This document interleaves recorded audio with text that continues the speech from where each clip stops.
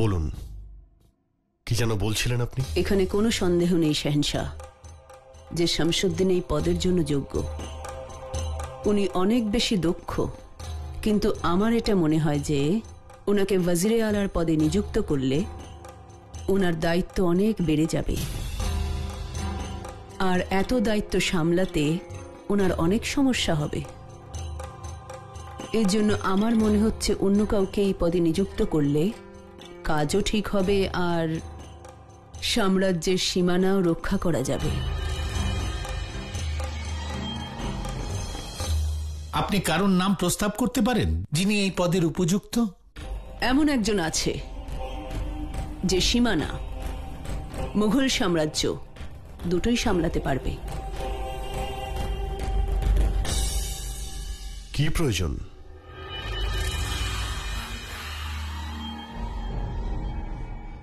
আপনি ভালো পরামর্শ দিয়েছেন। আপনি সেই পরামর্শ দিয়েছেন যা খান বাবা থাকলে দিতেন। আর আমি এটা মনে করি যে যতক্ষণ না সঠিক সিদ্ধান্ত নেওয়া হচ্ছে, আপনি ওয়াজিরে সালতানাতের দায়িত্ব সামলাবেন।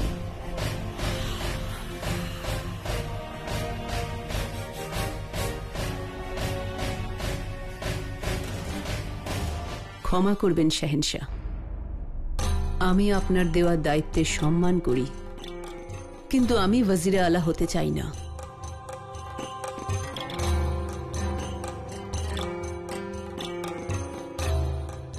যেমনটা উনি বললেন, রাজকার্যে মহিলাদের দখল দেওয়া উচিত নয়।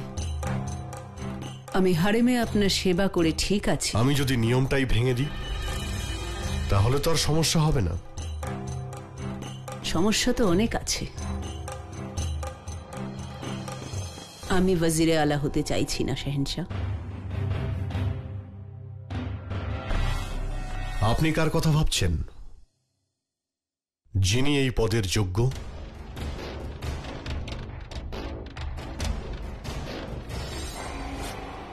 যখনই দেওয়ানে খাসে শামসুদ্দিনের নাম নেওয়া হবে আমি পরামর্শ দেব, আর আপনারা আমার সঙ্গে থাকবেন। সর্বনাশ হয়ে গেছে।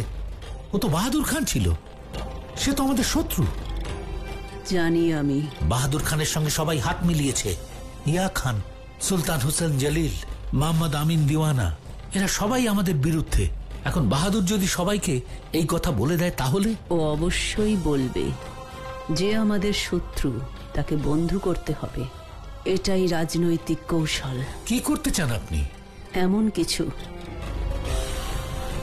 যাতে দেওয়ানি খাসে শত্রুরাও চমকে যায়। মহামাঙ্গা দেখতে পেয়েছিলেন বাহাদুর খান তাদের কথা শুনে ফেলেছে।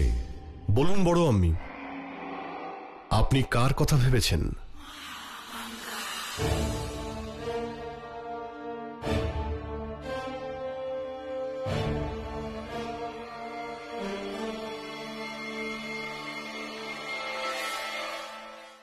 বাহাদুর খান।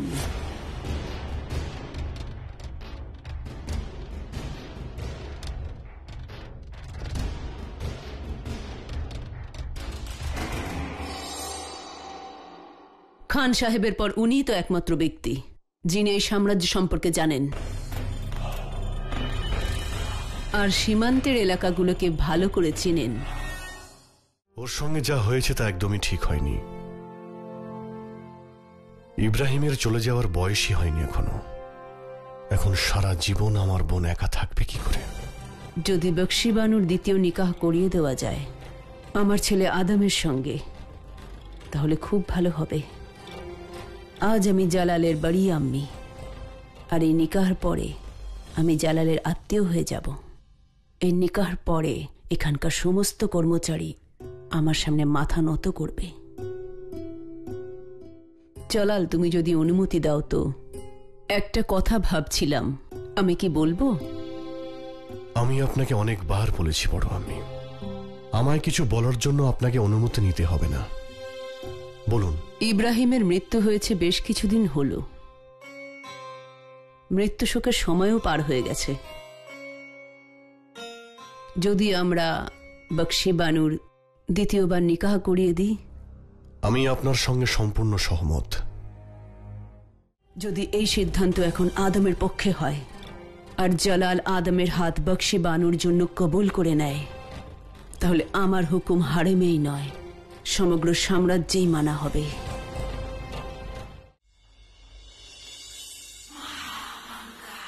আদাব বেগম সাহেবা, আপনি আমায় ডেকেছেন? আসুন আসুন, ভেতরে আসুন।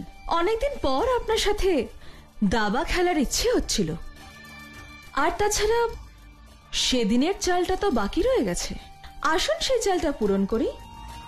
আপনি যেমন বলবেন।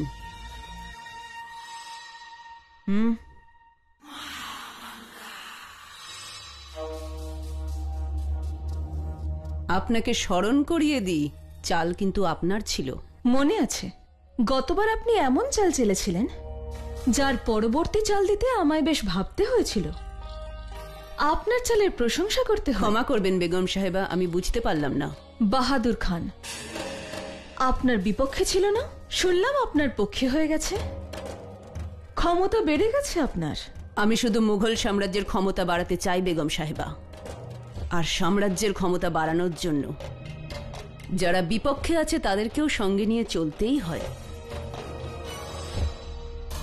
চাল দাবার হোক বা সাম্রাজ্যের, নিজের সীমার খেয়াল রাখা আবশ্যক। আমি নিজের সীমার খেয়াল রাখতে জানি, কিন্তু আপনার ছেলের জন্য তো আপনি সীমা ভুলে যাচ্ছেন। আদম খান জালালের বড় দাদা হয়। যদি আদম খানের খ্যাতি বাড়ে, তার সাথে শেহেনশাহরও খ্যাতি বাড়বে।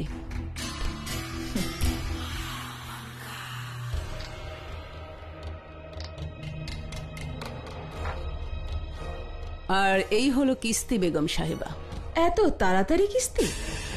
মনে হচ্ছে খেলা শেষ করার খুব তাড়া আপনার। আমার তারা নেই বেগম সাহেবা, তারা আপনার আছে। মালিকায় হিন্দকে আপনি কিস্তিমাত দিলেন? এটা তো শুধু খেলা বেগম সাহেবা, কিন্তু বিশ্বাস করুন আমি চাইব না আপনাকে কেউ হারিয়ে দিক বেগম সাহেবা। জালাল আমাকে বড় আম্মি বলে। আমি প্রতিজ্ঞা করছি যে সারা জীবন কৃতজ্ঞ হয়ে থাকব আপনাদের দুজনের প্রতি। আজকে আমি আপনাকে এই কথা দিচ্ছি, ইতিহাসের পাতায় লেখা থাকবে আমার কৃতজ্ঞতার নিদর্শন। আসি তাহলে। আমি এখনই আক্রমণ করব। না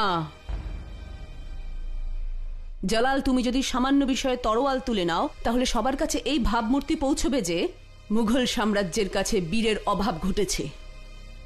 মালবে তুমি সৈন্য পাঠিয়ে দাও। কিন্তু আমি কার দায়িত্বে সৈন্য পাঠাবো আমি জান? খান বাবা চলে যাওয়ার পরে আমি কার উপরে ভরসা করব? আদম খানের ওপর। কি? হ্যাঁ, আমার পরামর্শ হলো এই যে তুমি মালবে আদম খানকে পাঠিয়ে দাও। আমি এই কারণে বলছি না যে ও আমার সন্তান, আসলে ও একজন বীর যোদ্ধা। যুদ্ধ জেতার যোগ্যতা আছে ওর মধ্যে। শাহেনশাহকে রক্ষা করার দায়িত্ব পালন করতে জানে। আপনি সঠিক কথা বলেছেন। তাহলে সৈন্যদের প্রস্তুত হওয়ার জন্য হুকুম দিন। দুদিন পরে ওরা আদম খানের নির্দেশে মালবে আক্রমণ করবে।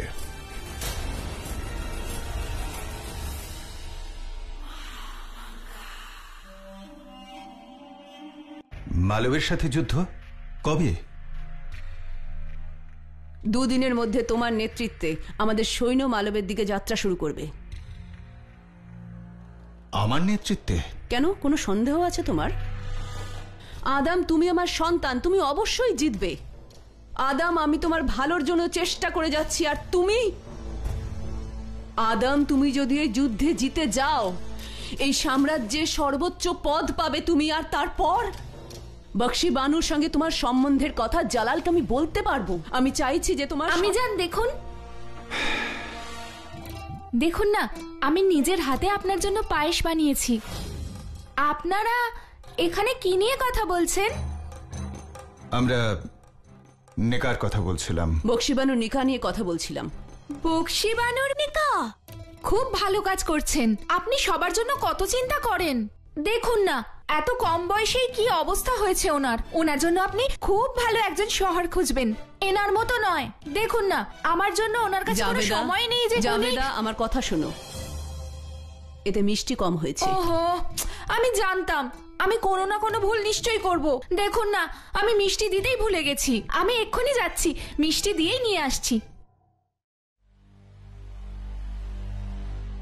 যদি এই যুদ্ধে তুমি না যেত তাহলে এই সবই খেয়ে যেতে হবে তোমাকে সারা জীবন। তুমি জয় করো মালব আর আমি জয় করি শেহেনশার ভরসা।